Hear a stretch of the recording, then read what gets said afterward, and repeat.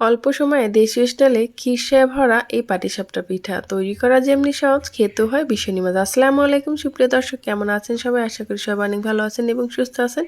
আজকে আমি তৈরি করব ভীষণই মজার শীতের একটি পিঠা রেসিপি, সেটা হলো পাটিসাপটা পিঠা।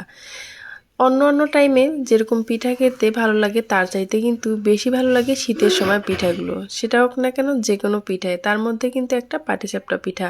এই পিঠাটা কিভাবে আপনি পারফেক্টভাবে তৈরি করবেন সেটা আপনাদের মাঝে আজকে শেয়ার করব, আর খিসাটা কিভাবে তৈরি করলে পারফেক্ট হয় চলুন দেখে নিই আমি এই পিঠাটা কিভাবে তৈরি করলাম। দেখতেই পারছেন খিসায় ভরা কতটা লোভনীয় লাগছে। তার জন্য আমার প্রথমে লাগবে এখানে চালের গুঁড়ো। আমি এখানে ফ্রিজে রাখা চালের গুঁড়োটাই ব্যবহার করেছি, আপনারা চাইলে সাথে সাথে কিন্তু গুঁড়ো করে নিতে পারেন। আমি এখানে দিয়ে দিলাম 1 কাপ চালের গুঁড়ো, 1 কাপ আটা, সাথে আমি কিছু অল্প পরিমাণ দিয়ে দিচ্ছি চিনি, স্বাদ মতো লবণ।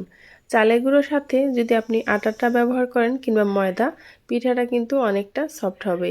আর চালের গুঁড়া দিয়ে শুধু করলে এটা কিন্তু খেতে একটু মুচমুচে হবে, সেটা খেতেও ভালো লাগবে। আর যদি আপনি মুচমুচে এবং নরম দুটোই চান তাহলে কিন্তু চালের গুঁড়ো এবং ময়দা বা আটা মিক্স করে নিতে পারেন। আর শুধু আটা দিয়ে করলে সেটা খেতে বেশি একটা ভালো লাগে না, তাহলে সেটা একটু কাদা কাদা লাগে। সেজন্য চেষ্টা করবেন অর্ধেক চালের গুঁড়ো অর্ধেক আটা কিংবা ময়দা দেওয়ার জন্য। এখন আমি এর ভেতরে পানি দিয়ে অল্প অল্প একটা ব্যাটার তৈরি করে নিয়েছি। এই ব্যাটারটা এমনভাবে তৈরি করে নিতে হবে, একদম ঘনও না একদম পাতলাও না, দেখিয়ে বুঝে নিতে হবে। তো চলুন আমি এখানে একটা খিসা তৈরি করে নেব। খিসাটা তৈরি করার জন্য আমি এখানে 1 কেজি পরিমাণ লিকুইড দুধ ব্যবহার করেছি।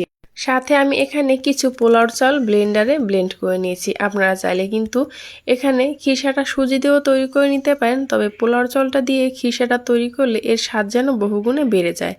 এখন ঠান্ডা অবস্থায় আমি চালের গুঁড়াটাকে ভালোভাবে মিক্স করে নিয়েছি যাতে করে দলা না পাকিয়ে যায়। আমি খিসাটা তৈরি করব খেজুর গুড় দিয়ে, সেজন্য আমি এখানে খেজুর গুড় আর 2টা এলাচ থেতো করে নিয়েছি, স্বাদ মতো লবণ দিয়ে দিলাম। এখন এগুলোকে অনবরত নেড়েচেড়ে মিশিয়ে নিতে হবে যাতে করে দলা না পাকিয়ে যায়। যতক্ষণ না পর্যন্ত খিসাটা তৈরি হবে মিডিয়াম আঁচে এটাকে অনবরত নেড়ে খিসাটাকে তৈরি করে নিতে হবে। দেখতে পাচ্ছেন খিসাটা আমি কিভাবে তৈরি করেছি, একদম পাতলাও না একদম ঘনও না। এটা কিন্তু ঠান্ডা হলে আরও শক্ত হয়ে যাবে, এই অবস্থায় কিন্তু নামিয়ে নিতে হবে। এখন আমি চুলায় একটি ফ্রাই প্যান বসিয়ে দিলাম, আর ফ্রাই প্যানে দিয়ে দিলাম অল্প পরিমাণ তেল দিয়ে মিডিয়াম আঁচে আমি ফ্রাই প্যানটাকে গরম করে নেব। এই পিঠাটা যখন তৈরি করবেন একটু খেয়াল রাখবেন চুলার আঁচটা মিডিয়ামে রেখে তৈরি করে নিতে হবে, তা না হলে কিন্তু পিঠার যে সাইডটা থাকে সেটা মসৃণ হবে না যদি আপনি হাই হিটে এই পিঠাগুলো তৈরি করেন। এখন আমি মিডিয়াম আঁচে রেখে এই পিঠাটাকে ভেজে নেব যতক্ষণ না পর্যন্ত পিঠাটা এভাবে শুকিয়ে আসে। ঢাকনা দেওয়ার কোনো দরকার নেই, যেহেতু এটার সাথে চালের গুঁড়া আছে। এভাবে কিন্তু রেখে দিলে পিঠাটা খুব সুন্দরভাবে হয়ে যাবে। এখন আমি যে খিসাটা তৈরি করে রেখেছিলাম দেখতে পাচ্ছেন ঠান্ডা হওয়ার পর কিন্তু অনেকটাই এটা টাইট হয়ে গেছে। এখন আপনাদের পরিমাণ মতো আপনারা এই খিসাটা দিয়ে নিতে পারেন। যত খিসা বেশি ব্যবহার করবেন পিঠাটা কিন্তু খেতে ততই বেশি ভালো লাগবে। এখন যখন বুঝতে পারবেন যে পিঠাটা আপনার পারফেক্ট হয়ে গেছে, দেখতে পাচ্ছেন কিনার থেকে একদম ছেড়ে দিচ্ছে চাইরে কোনার থেকে, তখনই বুঝতে হবে আপনার পিঠাটা পারফেক্টভাবে হয়ে গেছে।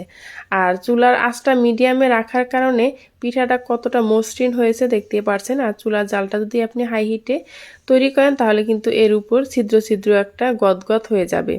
অনেকের প্রশ্ন থাকে আপু এরকম মসৃণ হয় না কিসের জন্য? আপনারা চুলার আঁচটা বাড়িয়ে এই পিঠাগুলো তৈরি করেন, সেই জন্য এরকম মসৃণ হয় না।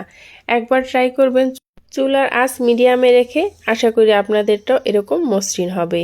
যে কোনো অনুষ্ঠান কিংবা অতিথি আপ্যায়নে ঝটপটে কিন্তু এই খিরসায় ভরা পাটিসাপটা পিঠাটা খুব সহজেই তৈরি করে নিতে পারেন, ঘরে শুধু আলবা চাল আর আটা থাকলেই।